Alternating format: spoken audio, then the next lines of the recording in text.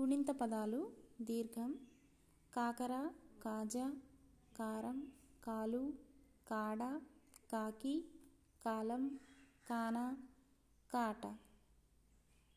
గాలి, గాలం, గాడిద, గాత్రం, గాలిపటం, గాడి.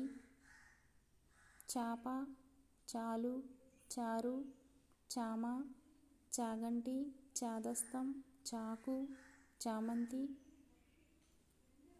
జామ, జాడి, జాలి, జాతర, జాగారం, జాన, జాజి, జానకి.